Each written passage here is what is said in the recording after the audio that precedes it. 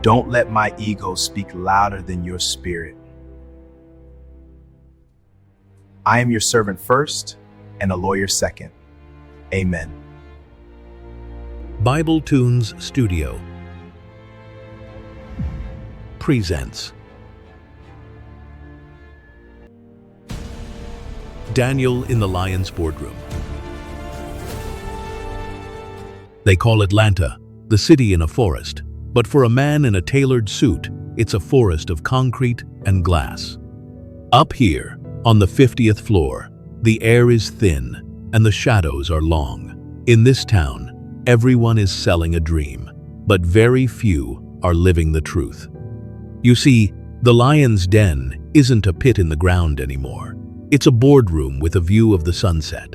The lions don't have manes. They have MBAs and Swiss watches. They don't roar. They whisper in hallways about leverage and market share. But once in a generation, a man comes along who doesn't smell like the world. A man who walks through the fire without the scent of smoke on his clothes. They see his car, that 2025 Lincoln Navigator, and they think they know his worth. They see his suits and think they know his status. But they don't know the hours he spends on his knees before the sun even touches the horizon. They don't know that his success isn't built on a foundation of greed, but on a bedrock of grace. The sun peeks over the Georgia hills. Daniel's apartment is silent. He is in his gym clothes, kneeling on a prayer mat. His Bible is open to Daniel 6. Lord, thank you for another day of breath.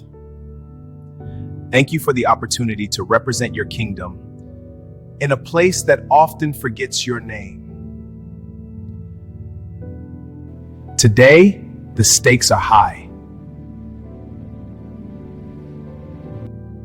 The Sterling merger is on the table.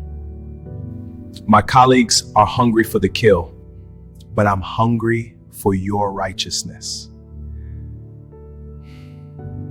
Give me the wisdom of Solomon and the courage of the man I was named after. If there is a trap set for my feet today, let it become a platform for your glory. Don't let my ego speak louder than your spirit. I am your servant first and a lawyer second. Amen.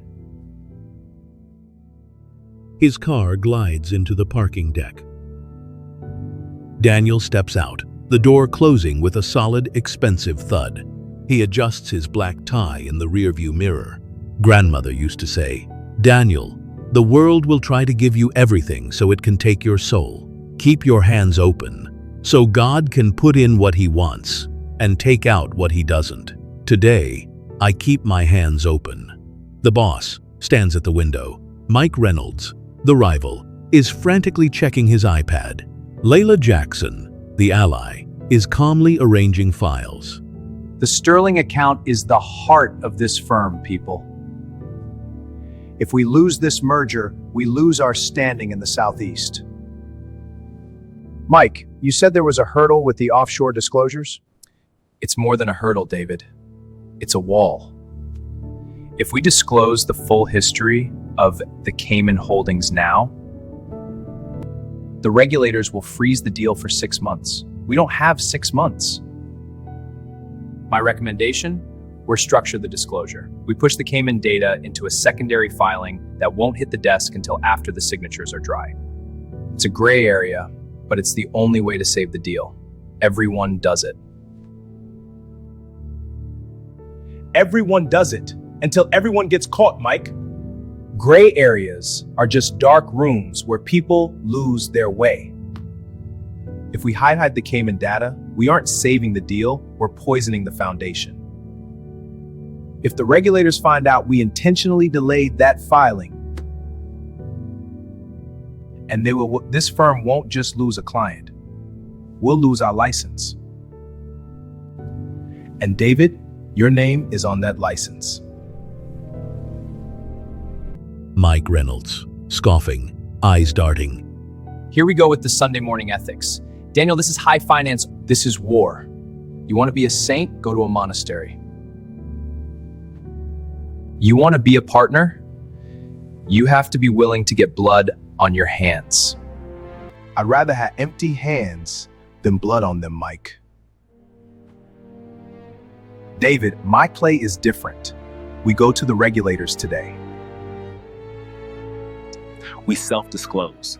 We show them we found the discrepancy and we're fixing it. It buys us trust. Trust is a currency that never devalues. Will stay because they know we're the only ones honest enough to tell them the truth when it hurts. David Wesley, a long pause. He looks at Daniel, then at Mike. Daniel's right. Integrity is our only real asset. Ike, give the files to Daniel. He's taking point on the Sterling closing. Late night. The office is a graveyard of dreams. Mike is in his office, his face illuminated by the blue light of a laptop. He is sweating. He is clicking through the server backend. You want to be the hero, Daniel? You want to be the light of the world? Fine. Let's see how bright you shine when I turn the power off. You think David loves you? David loves results. And when he sees $500,000 of Sterling's money sitting in a crypto wallet registered to your name, your integrity is going to be the noose that hangs you.